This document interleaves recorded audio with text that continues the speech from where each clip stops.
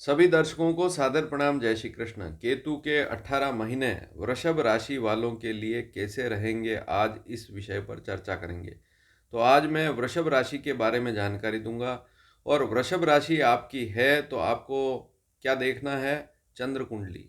चंद्र कुंडली में अब केतु चौथे भाव में आने वाला है, गोचर करने वाला है। और ऐसी स्थिति में चौथा केतु कैसे फल देगा? 1.5 साल तक यह स्थिति चलेगी। वृषभ राशि है तो यहाँ राशि का सीधा सा मतलब है चंद्र राशि से। चंद्रमा 2 नंबर अंक पर कुंडली में लिखा हुआ है तभी आपकी वृषभ राशि होगी। तो सीधी सी बात यही है कि चंद्रमा जिस अंक पर लिखा हुआ होता है वही हमारी वास्तविक राशि होती है। और भारत में वैदिक ज्योतिष में इसी को देखा जाता है। जो हमारी परंपरा है देखने की, वो चंद्रमा से देखने की है। तो चंद्र कुंडली में गोचर की स्थितियां देखी जाती है और केतु अब राशि बदलने वाला है, कन्या राशि को छोड़कर सिंह राशि पर प्रवेश करने वाला है। जैसे ही सिंह राशि पर आएगा आपकी राशि से केतु चौथा हो जाएगा। वृषभ, मिथुन, कर्क और सिंह, वृषभ से सिंह तक गिनेंगे तो चौथा पड़ेगा। चौथा केतु दिनांक 18 मई 2025 रात्रि 7:30 बजे से शुरू होगा और यह स्थिति चलेगी 5 दिसंबर 2026 रात्रि 9:25 तक। 1.5 साल का समय है। तो 18 साल बाद ही ऐसा योग बनता है। देखिए, एक राशि पर राहु केतु वक्री चलते हैं। तो पहले केतु कन्या राशि पर था, अब सिंह राशि पर आ जाएगा, फिर सिंह से कर्क पर जाएगा, कर्क राशि पर जाएगा। तो अभी सिंह पर आने वाला है 18 मई 2025 को। अब एक राशि पर 1.5 साल रहता है तो 12 राशियों पर भ्रमण करने में 18 वर्ष लगते हैं। तो यह योग जो है आपकी राशि से चौथा केतु, वृषभ राशि से चौथा केतु 18 साल बाद वापस हो रहा है चौथा। राहु के बारे में जानकारी अभी कुछ समय पहले ही, कुछ दिनों पहले ही दे चुका हूं। आप चाहें तो वे जितने भी वीडियो हैं देख सकते हैं। अब क्या फल होगा? ये केतु जैसे ही चौथा होगा इसका क्या फल होगा? तो चौथा केतु हो तो ज्योतिष शास्त्र में इसको अधिकतर मामलों में खराब कहा गया है। चौथा केतु, जब भी किसी राशि से केतु चौथा हो जाए तो वह स्थिति ठीक नहीं होती। लेकिन सूर्य की राशि पर आएगा इसलिए फिर भी उतना खराब नहीं है। इस बात को भी जरूर समझिए। लेकिन जो महत्वपूर्ण बातें हैं, किन बातों को ध्यान में रखना है इस 1.5 साल में, आप थोड़ा सा इस वीडियो को ध्यान से देखेंगे, समझेंगे। क्योंकि यहाँ पर मैं संभावनाएं बता रहा हूँ कि ऐसी ऐसी स्थितियाँ बन सकती है और कुछ आपको राय भी दूंगा। इन बातों को आप ध्यान में रखेंगे तो 1.5 साल आपके अच्छे निकलेंगे। सबसे पहली चीज़, शिक्षा में यह केतु सामान्य ठीक रहता है। थोड़ा सा शिक्षा पर ध्यान जरूर देना होता है लेकिन ठीक रहता है। लेकिन माँ के स्वास्थ्य में ये केतु, चौथा केतु नरमी दे सकता है। अधिकतर मामलों में ज्योतिष शास्त्र में चौथा केतु जब भी गोचर में आता है या कुंडली में भी होता है तो माँ के स्वास्थ्य पर थोड़ा सा ध्यान देना होता है। अब ये तो एक भाव से हम देखते हैं कि चौथा भाव माँ का भाव है। चौथे भाव से हम घर परिवार सारी चीज़ें देखते हैं। लेकिन कोई ज़रूरी नहीं कि माँ का स्वास्थ्य ही खराब हो, अन्य स्थितियाँ भी बन सकती है। जैसे घर से दूर रहने का विचार बन सकता है, चौथा भाव घर का है और चौथे भाव पर केतु आ जाएगा तो ऐसी स्थिति में घर छोड़कर कहीं दूर जाना, इस प्रकार की स्थिति भी बन सकती है। घर से दूर नौकरी भी लग सकती है। सबसे बड़ी बात, माँ से अगर प्रेम बनाए रखेंगे तो अच्छी स्थिति रहेगी। अगर माँ से अगर आप छोटी छोटी बातों पर झगड़ा करेंगे, आपकी वृषभ राशि है, तो थोड़ी सी दिक्कत यहाँ पर रहेगी। मन में थोड़ी सी घबराहट भी रहती है, बेचैनी भी रहती है। चौथा केतु जब भी आता है, किसी भी राशि से चौथा केतु होता है तो मन में थोड़ी सी घबराहट, बेचैनी वाली स्थिति रहती है, थोड़ा भय भी रहता है। देखिए, मित्रता, अगर आप मित्र हैं आपके, कोई समस्या वाली बात नहीं, अच्छे हैं, कोई तकलीफ वाली बात नहीं। लेकिन यदि आपकी जो संपत्ति है, आपकी ग्रह गृहस्थी है, उन सारे मामलों में यदि आप मित्र को डालेंगे बीच में तो थोड़ी सी कलह वाली स्थिति हो सकती है। तो मित्रों को बाहर ही रहने दें। बाहर मित्रता है, उनको घर में ना बुलाएं ज़्यादा। और घर के मामलों में इंटरफेयर मित्रों से दूरी रखेंगे तो ठीक है। घर के मामलों में अगर मित्र आ जाएंगे या संपत्ति का कोई मामला है या घरेलू कोई विवाद है उसमें मित्र उतर जाएंगे आपके मामले में, तो थोड़ी सी दिक्कत बढ़ सकती है। तो मित्रों से अगर दोस्ती है तो बाहर तक रखें, अच्छे मित्र हैं कोई बात नहीं, लेकिन थोड़ी सावधानी जरूर रखें। और घर में जब भी रहते हैं इस दरमियान, इस 1.5 साल में आप जब भी घर में रहते हैं, घर में आते हैं, जैसे मान लीजिए नौकरी पर हैं या दुकान पर व्यापार कर रहे हैं, घर में जब भी आए शांति से रहें, घर वालों से शांति से बातचीत करें। कोई बाहर का मामला भी है तो प्रेम से बातचीत करें, कोई विवाद वाली स्थिति भी है तो परिवार वालों से कलह ना करें, या परिवार वाले भी आपसे कोई कलह कर रहे हैं तो प्रेम से उनको समझाएं। व्यर्थ विवाद से बचेंगे तो ठीक रहेगा। अन्यथा चौथा भाव सुख का भाव है, सुख में कमी रहती है। घर गृहस्थी जो है उसमें थोड़ा सा कलह जो है इस केतु के कारण आ जाता है। वैसे ज्योतिष शास्त्र में कई विद्वानों ने पुराने शास्त्रों में यह भी लिखा है कि चौथे भाव में 8 नंबर या 5 नंबर, कहने का तात्पर्य वृश्चिक या सिंह का केतु आ जाए तो ज़्यादा दिक्कत नहीं देता है। छोटी छोटी दिक्कतें जरूर रहती है लेकिन बड़ी दिक्कत नहीं देता है। तो ऐसा भी ज्योतिष शास्त्र में लिखा है। तो सिंह राशि पर केतु आ रहा है तो ज़्यादा घबराने की आवश्यकता नहीं है, लेकिन जो बातें बता रहा हूँ इनको ध्यान में जरूर रखें, कहीं नोट कर लें तो ठीक रहेगा कुल मिलाकर। तो घर पर जब भी रहें शांत रहें, ठीक रहेगा। दूसरों की निंदा से बचें, दूसरों की निंदा ना करें। मान लीजिए कोई मित्र भी है, उसकी बुराई कर रहे हैं आपके उसके मुंह पर, या पत्नी है पत्नी की बुराई कर रहे हैं, या जैसे मान लीजिए कोई महिला है वृषभ राशि की, पति की बुराई पति के मुंह पर ही कर रही, या किसी और व्यक्ति के सामने पति की बुराई कर रही, या परिवार की बुराई कर रही, या किसी की निंदा कर रही, या कोई भी व्यक्ति जो वृषभ राशि का है, निंदा नहीं करनी है, किसी की भी निंदा किसी की बुराई करनी इस समय में ठीक नहीं रहती। मान लीजिए कोई बात इधर उधर घूम फिर के वापस आपके पास आ गई और फिर उससे कलह बढ़ गया तो दिक्कत होगी। तो कम बोलेंगे, अच्छा बोलेंगे तो ठीक रहेगा। इस बात को ध्यान में रखेंगे तो ठीक है। भूमि मकान से संबंधित कोई चिंता आपको सता सकती है इस समय में। अब इसमें कुछ भी हो सकता है, जैसे भूमि खरीदनी है तो पैसे की व्यवस्था नहीं हो रही है, या भूमि से संबंधित कोई विवाद चल रहा है तो फिर थोड़ी सी भय या चिंता रह सकता है कि कहीं मेरा हाथ से नहीं निकल जाए, किसी और का कब्जा तो नहीं है। या आपके पास कहीं प्लॉट पड़ा है, भूमि है, तो उस पर देख रेख रखें, उस पर रोज जाएं, वहाँ पर दीवार भी बनाएं, मजबूती से काम करें, ऐसा ना हो कि उस पर कोई कब्जा कर ले। तो इस बात पर भी ध्यान दें। मकान है किराए पर दे रखा है तो उस पर भी ध्यान दें, कोई कब्जा कर लेगा, फिर कोर्ट कचहरी के धक्के खाने पड़ते हैं। तो यहाँ इन बातों को समझना जरूरी है। देखो केतु जो है वह राहु की तुलना में अलग है।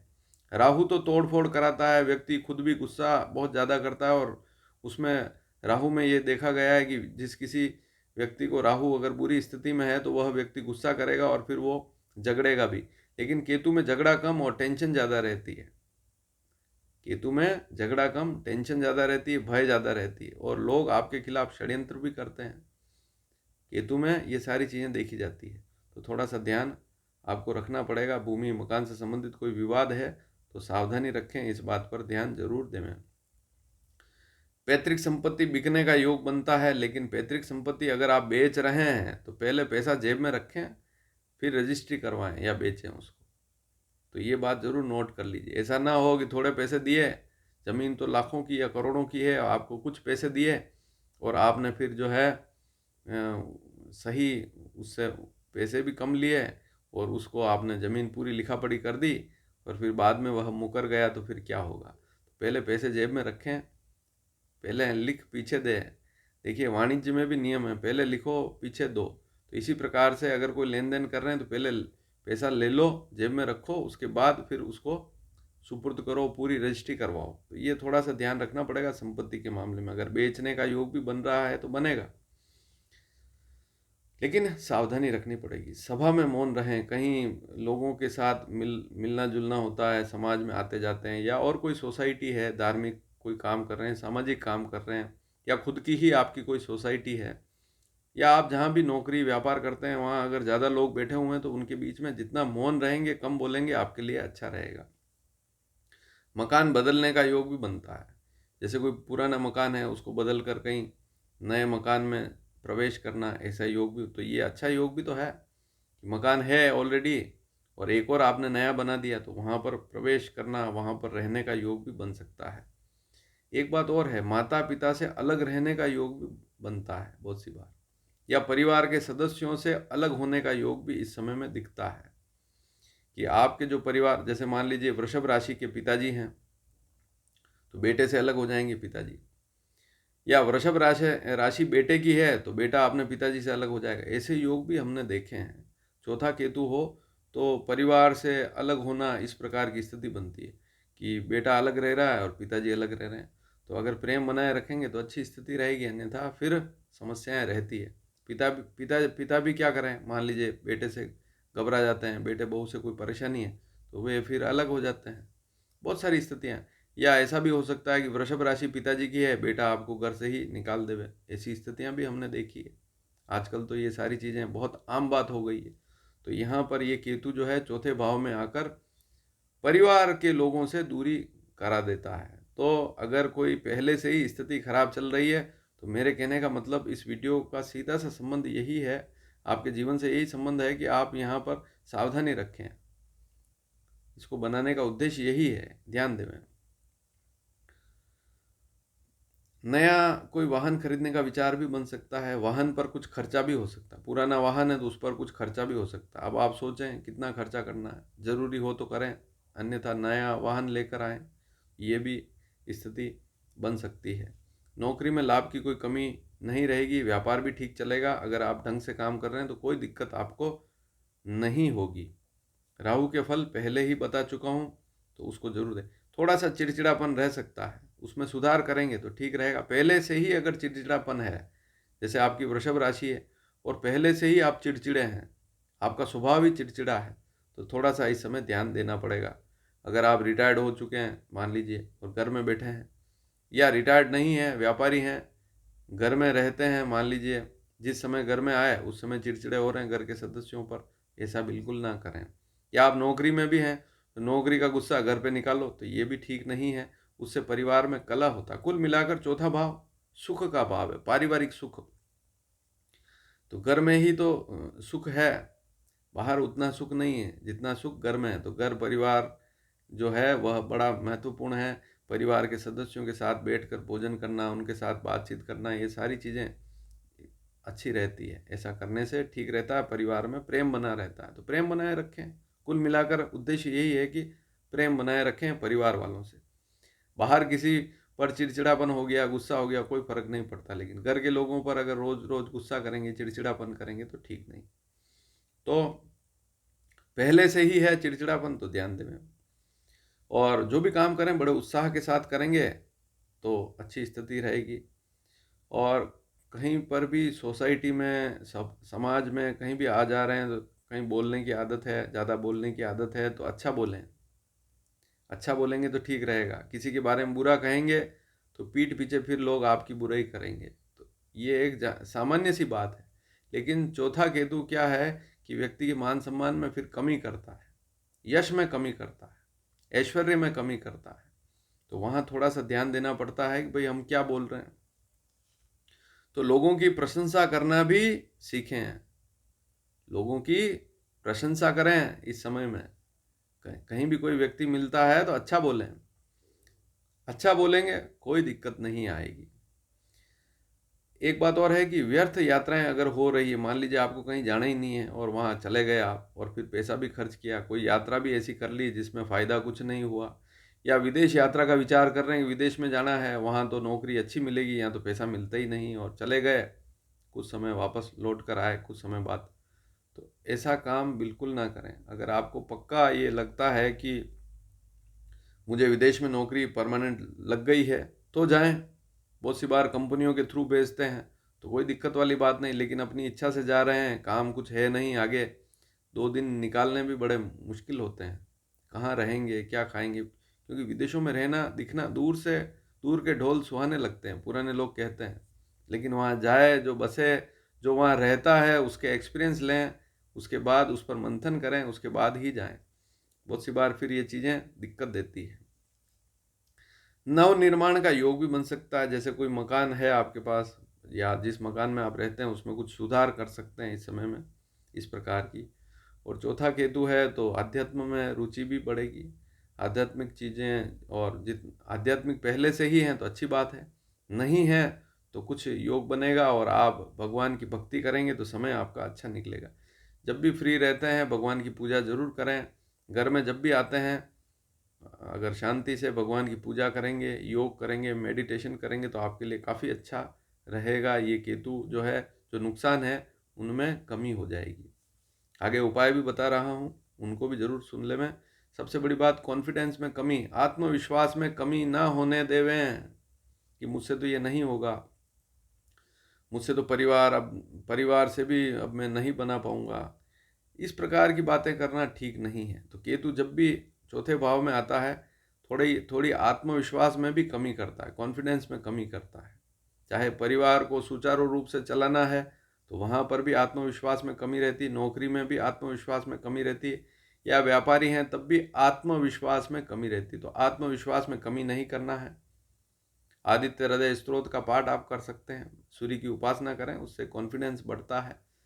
तो हनुमान जी की उपासना करें, बल बुद्धि विद्या देहु मोहि हरहु क्लेश विकार। तो हनुमान जी की पूजा भी आप कर सकते हैं ज़्यादा दिक्कत रहे तो कॉन्फिडेंस में कमी ना आने देवें, कॉन्फिडेंस पूरा रखें, जहाँ भी जाएं अच्छे अच्छे ढंग से बात करें और अच्छी बात करें तो ठीक रहेगा। संतान की शिक्षा पर भी थोड़ा सा ध्यान इस समय में जरूर देवें। इसके अलावा संतान कहाँ आ रही है, कहाँ जा रही है, क्या खाना पीना कर रही है, किन लोगों के साथ उसका उठना बैठना, संतान पर थोड़ा सा ध्यान देना पड़ेगा।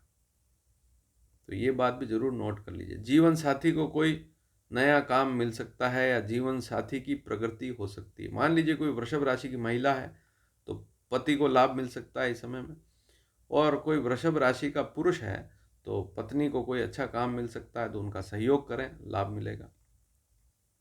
इस समय में कुछ हटकर काम करने की भी इच्छा हो सकती है। तो ये भी योग इस केतु से बनता है कि कुछ स्पेशल काम करने का विचार बनना, कोई काफ़ी समय से कोई माइंड में कोई काम चल रहा है, इसे तो मुझे करना ही है, अगर कम खर्चे में और उसमें लाभ भी मिलने की स्थिति है तो उस काम को आप इस समय में कर सकते हैं। लेकिन कॉन्फिडेंस अच्छा रखें, घबराने की आवश्यकता नहीं है, क्योंकि केतु केवल व्यक्ति को डराता है, होता कुछ नहीं है, डराता है, भय रहता है कि ये नहीं हो जाए, कहीं वो नहीं हो जाए। उस चक्कर में वो व्यक्ति हाथ खींचता है कि मुझे तो ये काम ना ही करूं तो बढ़िया है। तो वहाँ वो दिमाग नहीं लगाएगा, दिल से काम करेगा। तो दिमाग लगाना है, दिल से काम नहीं करना है, थोड़ा दिमाग भी लगाना है। अब उपाय क्या करें? गौ माता की सेवा करें, जो भी घास, हरी घास वगैरह, आप रोटी भी दे सकते हैं, उनकी सेवा करें। कुत्ते की सेवा करें, कुत्ते को बिस्किट या जो भी आप सेवा कर सकते हैं। पालना नहीं है कुत्ते को, कुत्ता बाहर ही रहे, लेकिन उसको कुछ आप डाल दें तो ठीक रहता है। ओम नमः शिवाय मंत्र का जाप इस समय में करेंगे तो अच्छी स्थिति रहती है। और एक बात और नोट कर लीजिए, देर रात्रि तक कोई काम ना करें। कोई भी दौड़ भाग है, कोई भी काम है, रात को ना करें। रात में केवल नींद निकालें। दिन में कोई टेंशन होती है तो रात में दिन भर कोई काम किया, उसकी कोई टेंशन है, चौथा केतु है तो यह भी होता है कि रात को नींद ही नहीं आती है उस व्यक्ति को। चौथा भाव रात्रि का भाव भी है। रात के समय नींद निकाल रहे हैं लेकिन दिमाग में कोई ना कोई बात चल रही है, व्यक्ति बार बार उठेगा, उसी बात को सोचेगा, टेंशन करेगा। हो कुछ नहीं रहा है तो टेंशन क्यों? मान लीजिए कोई समस्या आ गई तो बात अलग है, कोई समस्या है ही नहीं और आप व्यर्थ चिंता करके रात को बार बार उठते हैं, तो ऐसा भी चौथे केतु से देखा जाता है। ये उपाय करेंगे तो ठीक रहेगा। और हनुमान जी की पूजा को भी जोड़ें, हनुमान चालीसा भी जरूर करें, उससे भी लाभ मिलेगा। और चिंता की कोई विशेष बात नहीं है, जो बातें मैंने बताई है उनको ध्यान में रखेंगे तो 1.5 साल अच्छे निकलेंगे। वीडियो पसंद आए तो शेयर जरूर कीजिएगा। धन्यवाद। जय श्री कृष्ण।